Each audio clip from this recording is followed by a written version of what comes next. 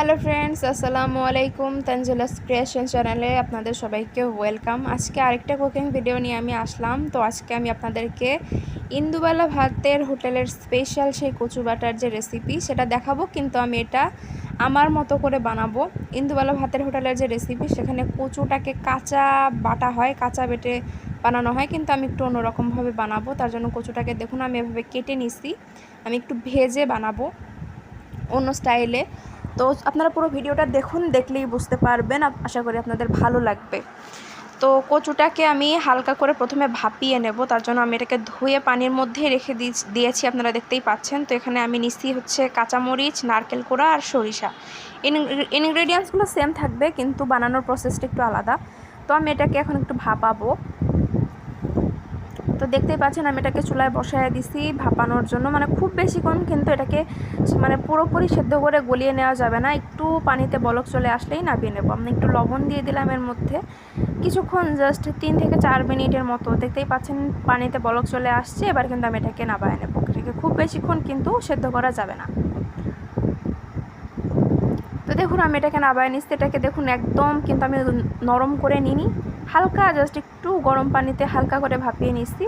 এবার এই সব কিছু ইনগ্রেডিয়েন্টস, এই কচু, কাঁচামরিচ, নারকেল কোড়া, সরিষা সব কিছু একসঙ্গে বেটে নিতে হবে। আপনারা চাইলে মিক্সিতে ব্লেন্ড করে নিতে পারেন অথবা শিলপাটাতেও বেটে নিতে পারেন। তো এগুলো এখন সব কিছু আমি একসাথে বেটে নেব।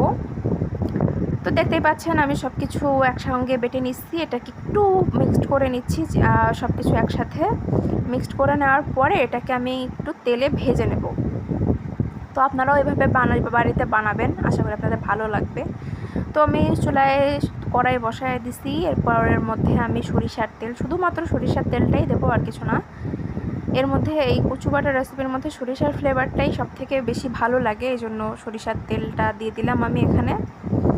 সরিষার তেলটা দেওয়ার পরে আমি এর মধ্যে এই বাটাটা দিয়ে দিচ্ছি, কচু বাটাটা দিয়ে দিচ্ছি।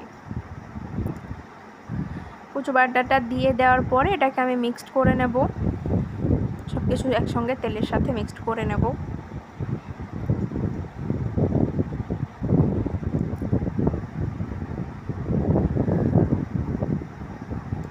তো দেখুন আমি তেলের সাথে এটাকে মিক্সড করে নিচ্ছি সুন্দর করে।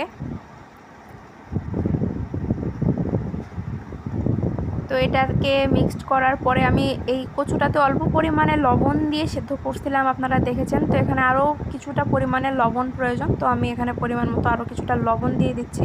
আপনারা লবণটা টেস্ট অনুযায়ী দেবেন। আর একটু চিলি ফ্লেক্স আমি এখানে অ্যাড করব।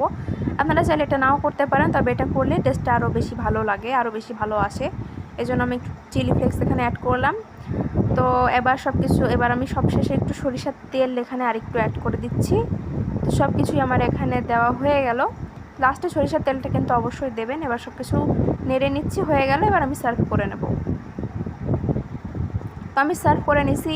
তো আপনাদের এই ভিডিওটা কেমন লাগলো, এই রেসিপিটা কেমন লাগলো অবশ্যই আমাকে কমেন্টে জানাবেন। আপনারা বাড়িতে রেসিপিটা ট্রাই করবেন, আশা করি আপনাদের সবার ভালো লাগবে। আর ভালো লাগলে আমার চ্যানেলটি সাবস্ক্রাইব করবেন এরকম আরও অনেক ভিডিও পাওয়ার জন্য। তো আপনারা সবাই ভালো থাকবেন, সুস্থ থাকবেন। আজকে ভিডিওটা আমি এখানেই শেষ করছি। Bye bye.